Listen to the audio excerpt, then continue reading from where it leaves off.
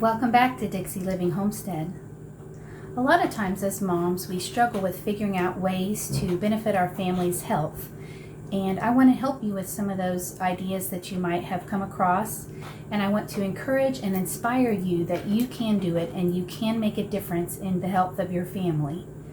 This week, I'm going to share with you 3 of the ways that I have found to introduce probiotics into my family's diet on a regular basis. We're going to look at making kombucha, which we do the continuous brew method. We're going to look at fermented vegetables, which I use exclusively as a condiment, not as a meal or a side.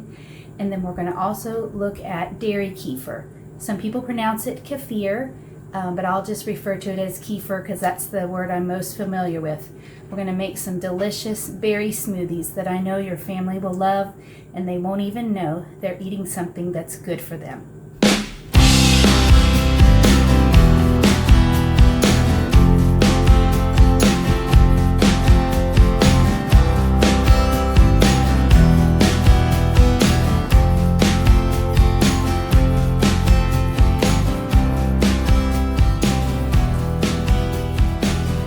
With each batch of kombucha, a new SCOBY is formed.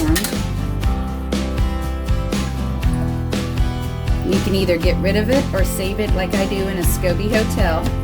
And I'll show you what I do in my scraps video with all of the SCOBYs that I have when I get to have too many of them. I also have a completely separate kombucha video for showing you exactly how I make fizzy kombucha just like this on a weekly basis that our family gets to enjoy every day. Check the video out in the description below. There will also be a link in the end card. So I have 3 bags here of the regular family size, and then I have 3 bags of organic green tea. Even if you drink decaffeinated tea for your regular tea drinking, make sure that for when you make kombucha that it is caffeinated, because that's one of the things that the yeasts need to feed on. Alright, the water's boiling, so I'm going to go ahead and get the tea brewing. Once I do this, I'm just going to cover it and walk away until I have time to get back to it.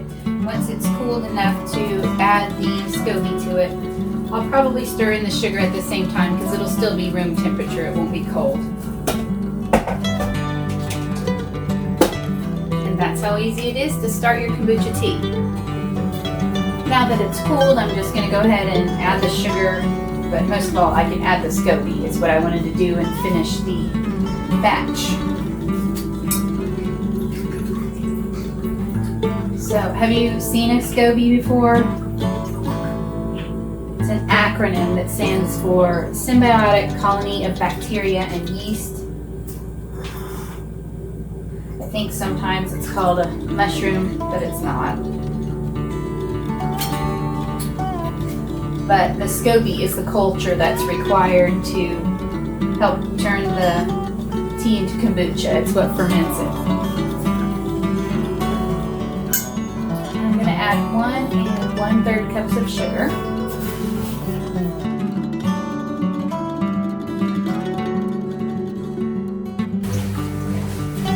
So anyway, I'm normally making a gallon, so I would add water to the sweet tea concentrate anyway. There was still a little bit of undissolved sugar, so that's good.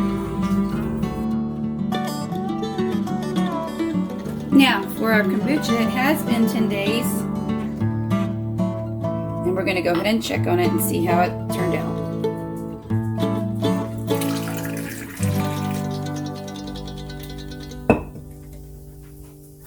See all that fizz and foam? Carbonated very well. And the change of color also tells you that it's no longer sweet tea, but it's fermented. I hope you'll try this on your own and come to love kombucha as much as we do.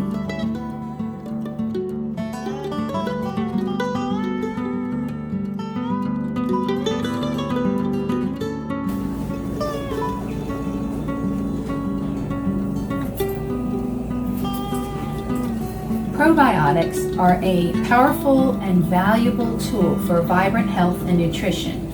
And I'm going to show you this morning how we bring probiotics into our diet on a regular basis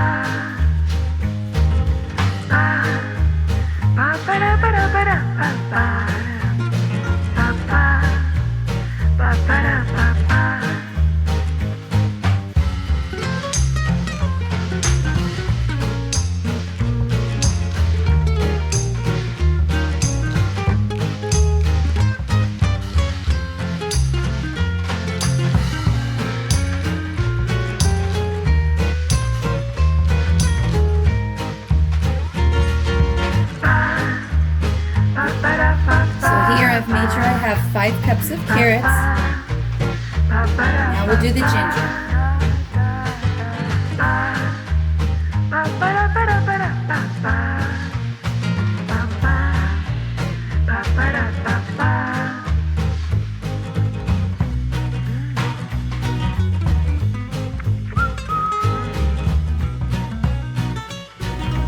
Oh good, some juice.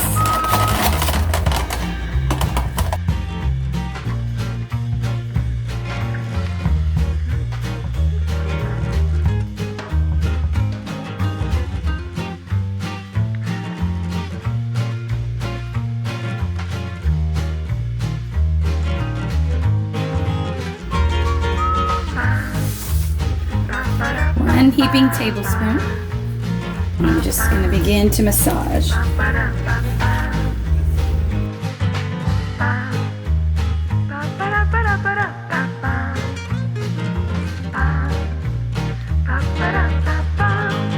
My goal is to not have to add any water.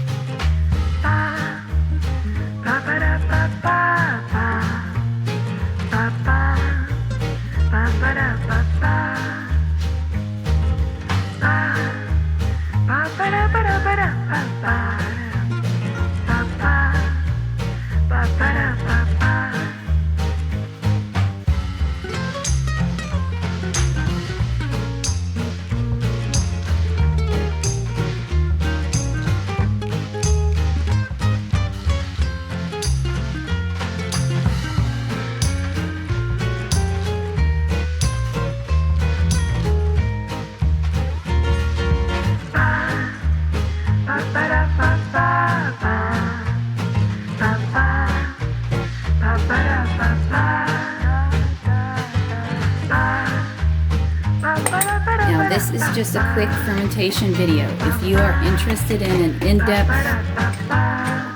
vegetable fermentation video, I've already done one of those where I have lots of questions and answers and troubleshooting. But for this one, all I'm going to do is get it to the jarring up stage, just so you can see how easy it is. If you have any questions about the products that I use today, I'll also try to put those down in the description. But I'm going to keep an eye on this as it settles. I'm not going to let it go one day if I see any of this not below the water line. I may have to add like a tablespoon of water to this because it does need to stay submerged. That's the most important thing. But this is fine, and I'll check it again in a week or 10 days and it'll be completed. The fermentation will be done and it'll be ready for us to enjoy.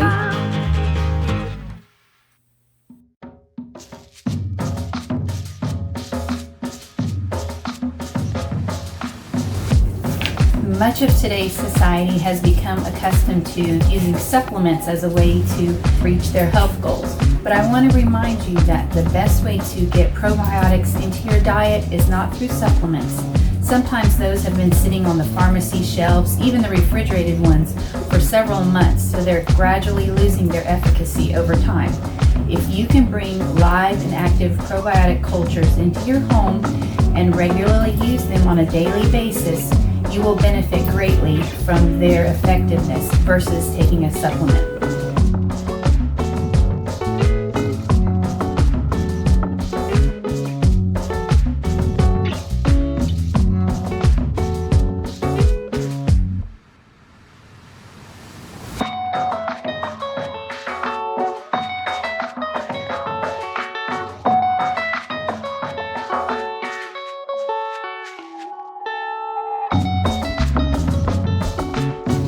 So one of the things we like to do is make berry kefir smoothies. I'm going to take you over here this morning and show you how I do that. These nifty little individual serving cups are handy if you're just going to be making one smoothie, but since I'm preparing enough for the whole family this morning, I won't need this.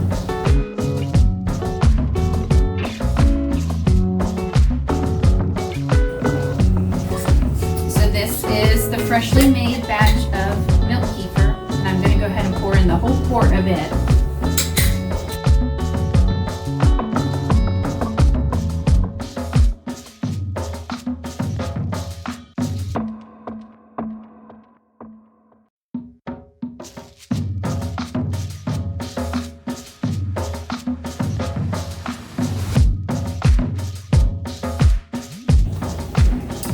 Because kefir organisms are really thick, they do stick to the sides of the jar, and you won't be able to get every little bit out of there until you wash it.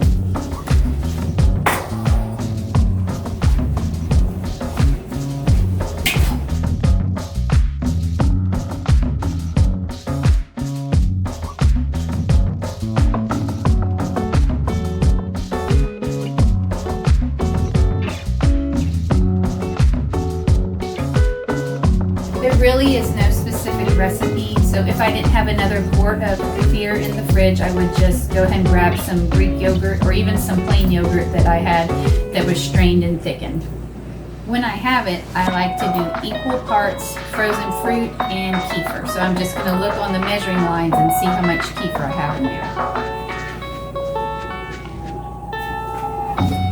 I don't read metric, so I have about 4 cups, so I'm going to add 4 more cups of frozen fruit.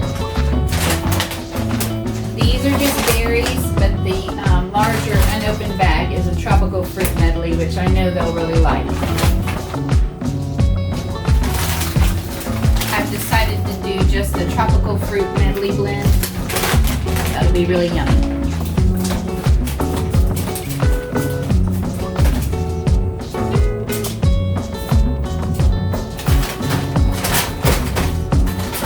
Oh yeah, lots of good pineapples and mangoes in here.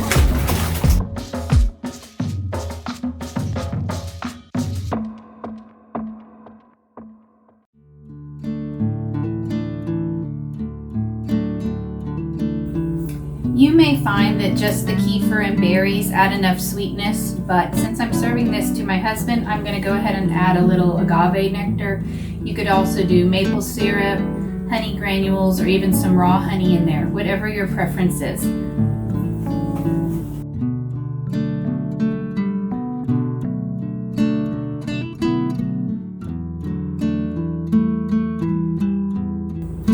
And that's it, just the kefir, the berries, and the sweetener, and we're ready to go.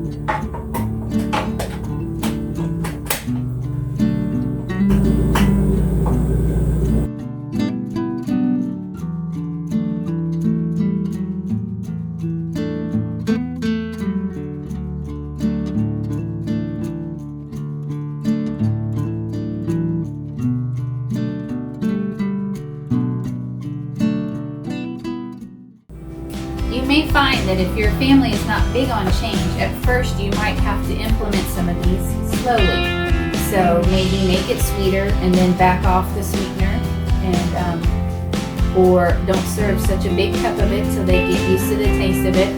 You could also start with some flavored yogurt in there and not just the kefir, and mix that half and half. Even though kefir does have a lot more active strains, particularly of L. bifidus, and you want that bifidobacteria. It is our most beneficial fighter.